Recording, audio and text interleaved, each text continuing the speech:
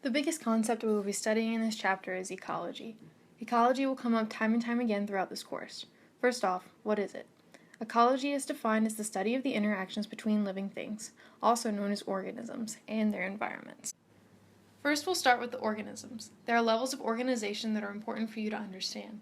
In biology, you learn about all of the small levels of organization of an organism, such as organs, cells, and cell components. In this class, we'll look at the broader horizon. Organisms that are genetically alike enough to be able to successfully reproduce are considered to be of the same species. Successful reproduction requires that the offspring produced are also able to reproduce. These would be called viable offspring. Moving upwards, we have populations. Populations are made up of many organisms of the same species living in a set geographical location. If you walk out to the courtyard at school, you will more than likely find an anthill. All of the ants living in this specific hill are considered a population. One thing to note with populations is that each individual in the population is still genetically diverse. Not so much that they would be considered different species, but enough that each carries its own individualistic genetic identity. We'll talk more about populations when we discuss population dynamics, aka trends in population interactions and makeups. Now, if we look at all of the organisms living in the courtyard, plants and animals alike, we are looking at a community. A community is a group of populations in a set geographical location. So far, we've been talking about living things. These are also called biotic factors. Moving forward, we have ecosystems. This is where we tie in abiotic factors, or non-living things. An ecosystem is a community in which we encompass not just the populations living in a region, but the abiotic factors as well, such as water, gases, and rocks or soils. These help make a habitat, a place where organisms live. This is also the level at which organisms find their niche, or their role in their environment. Finally, we have the biosphere. This is pretty much an extension of the ecosystem by looking at the global picture instead of a small region. This brings us to the Earth's spheres. The Earth has what we call 4 distinct spheres. Now, these spheres overlap but aren't like the spheres that make up the layers of the atmosphere. One does not end where another begins. They work together to create the conditions necessary for life to exist on this planet. The first we have already discussed. It is the biosphere. This is all of the living things on the planet. Next we have the hydrosphere. This is all of the water on Earth. The lithosphere or geosphere consists of the Earth's crust and uppermost mantle, and the atmosphere is the layer of gases that encircle the planet. Again, all of these spheres interact to create the systems we see on Earth. Let's talk about the circumstances that create the energy flow on Earth. Going back to the first law of thermodynamics discussed in Chapter 3, we learn that energy is neither created nor destroyed, but it can change from one form to another. This is essential in ecology. Organisms devote a vast majority of their lives to obtaining and transforming energy into a usable form. As this energy moves from one organism to another, a portion of that energy is lost as heat. This is explained in the second law of thermodynamics. Not only does energy flow through ecological systems, but matter does as well. Energy flows one way through a system, but matter flows in a cycle. These matter cycles are called the biogeochemical cycles. More on those later. The last thing that drives life on Earth is gravity. Gravity holds all matter to Earth and helps generate the cycles we see in these systems. Now, what is the original source of the energy we have on Earth? The sun. Anytime you see a food chain or web, you will notice that it originates with the sun. Without the sun, the Earth would be too cold, too dark, and essentially without an energy system. The sun's energy in Earth's system is best described by the greenhouse effect. For now, I'll give you the basics of this concept, but later on you'll need to know more details, aka don't forget this. As the sun's rays reach Earth, some of this radiation is re-radiated back into the space by the atmosphere. However, some of this radiation reaches the Earth's surface and either gets trapped in the lower atmosphere or is re-radiated from the Earth as thermal energy. There are greenhouse gases such as carbon dioxide and water vapor that hold the thermal energy in the lower atmosphere and help keep the Earth at the cushy temperature necessary for life. The sun also dictates our weather and climate. The uneven heating of the atmosphere and large bodies of water found on Earth creates both of these phenomena. Regions on land that have specific conditions, precipitation and temperature-wise, and life forms specifically accustomed to these conditions are called biomes. The underwater equivalents are called aquatic life zones. These will be studied in depth later on. Back to ecosystems. Just as I said with the spheres of Earth, ecosystems don't have distinct boundaries. There are overlaps. These overlaps are called ecotones. Ecotones have factors from all of the ecosystems that overlap in that region. Again, the two major components of ecosystems are biotic and abiotic factors. Both have an effect on one another. First, we will concentrate on biotic factors. Biotic factors, or organisms, need specific abiotic factors in their environment in order to survive. While these abiotic factors are necessary, too much or too little can be detrimental.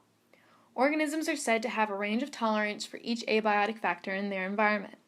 This is a range of concentrations or amounts that are acceptable for the organism. If you exceed this range on either end, the organism will reach a state of high stress and could eventually die as a result. Think about a fish tank. You monitor the levels of salts, pH, and temperature on a regular basis, right? This is why. If the pH in your fish tank is too low, your fish will not have a healthy environment in which to live. It may lead them to their fate in the porcelain throne. The abiotic factors that affect organisms in this manner are called limiting factors. If a limiting factor is absent in an environment, it may hinder population sprawl, or dispersal of the species in that area, or if sudden, could lead to the death of said population. Examples of limiting factors include oxygen, temperature, pH, salinity, sunlight, and nutrient levels. The biotic factors in an environment can be broken up into a few different groupings. Each of these groupings make up tiers in a food chain or web. The first type of organisms we have are producers or autotrophs. These are organisms that can generate their own energy from either the sun or chemicals in their environment. When producers capture sunlight to create energy, they are performing photosynthesis. This requires sunlight, carbon dioxide, and water to create oxygen and sugars. This should be a review from biology. If a producer creates energy from chemicals, then it is performing chemosynthesis. The best example of organisms using chemosynthesis are bacteria that live near geothermal vents. These are areas where very few organisms can exist, but they have adapted to do so. The next category of organisms are heterotrophs or consumers. These organisms must rely on eating other organisms in order to obtain their own energy. They cannot create their own energy. There are different levels of consumers. First, we have primary consumers or herbivores. These organisms eat plants. You can remember this by thinking of them as the first or primary consumer above autotrophs. Secondary consumers eat primary consumers and sometimes plants. If the secondary consumer only eats primary consumers, then it is a carnivore. If it eats both primary consumers and plants, then it is an omnivore. Now, why can't a secondary consumer eat another secondary consumer? Well, because it would then be called a tertiary consumer. The levels can continue up through the food chain. The fourth consumer up would be called a quaternary consumer. I highly doubt you'll ever have to know any of the other levels past that. It gets a little ridiculous trying to name them. The last two types of consumers are called scavengers and detritivores. Scavengers eat mostly dead animals. Think hyenas or vultures. Detritivores concentrate more on decomposing organisms or their waste materials. Detritivores can be broken up into two smaller sections, detritus and decomposers. Detritus consume decomposing material, and decomposers break down this material further. Decomposers allow for the cycling of our biogeochemical cycles. Now, these are all ways in which organisms obtain sugars. Now we need to know how they transform these sugars into energy they can use. Consider the sugars little packages of energy. The body has to unravel this package in order to get to it. The two types we are concerned about are aerobic and anaerobic respiration. These are both types of cellular respiration. Aerobic respiration requires oxygen, and anaerobic respiration or fermentation can occur in the absence of oxygen. Aerobic respiration is fairly simple to remember if you already know the photosynthesis equation. You need sugars and oxygen in order to make carbon dioxide, water, and energy in the form of ATP. You aren't required to know the equations for anaerobic respiration for this course. Just know some examples such as methane, ethyl alcohol, acetic acid, and hydrogen sulfides as the original energy source. As you can tell, there is a wide range of energy absorption types. This is because the organisms on this planet are extremely biodiverse. Biodiversity is a huge word in environmental science. It literally means there are a lot of different types of organisms on Earth. All of these forms are unique in their means of energy absorption. There are four main types of biodiversity. I mentioned genetic diversity earlier. This is at the individual organism level.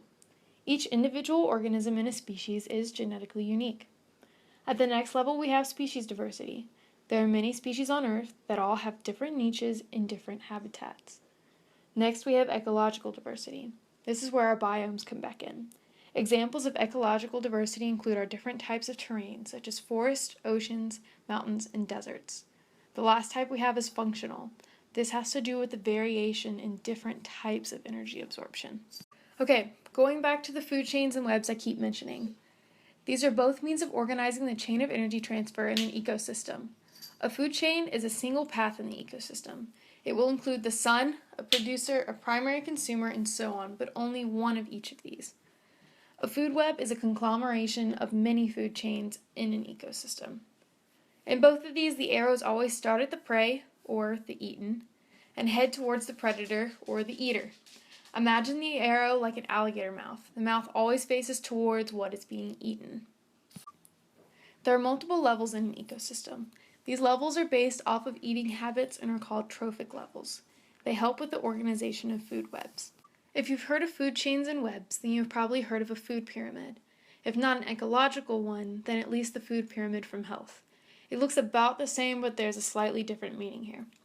A food pyramid in ecology is based off of trophic levels, starting from the bottom and working their way up. This has to do with energy conservation. As you have learned, when energy is transformed from one form to another, a portion of that energy is lost as heat. This is true in ecology as well. When predation occurs, each trophic level only receives 10% of the potential energy from the trophic level below it. 90% of that potential is lost in the transfer from organism to organism. It honestly isn't very efficient if you think about it. There's a theme to recognize in relation to this idea. Think about the African savanna.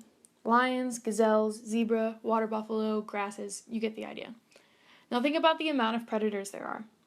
The top of the food chain is small. There are not large numbers of lions because the environment cannot support a large number. Larger predators need more prey in order to obtain the necessary calories to survive. If we have an even amount of each trophic level, our ecosystem would collapse fairly quickly as prey are eaten in large numbers and eventually predators start to die out from starvation. These large predators are sensitive to environmental changes because of this. It's the reason they are most likely to go extinct out of all of the other trophic levels. My last topic for this video will be on biomass and productivity. We have another type of pyramid here, the biomass pyramid. This gives a quick visual of the actual mass of each of the trophic levels in an ecosystem.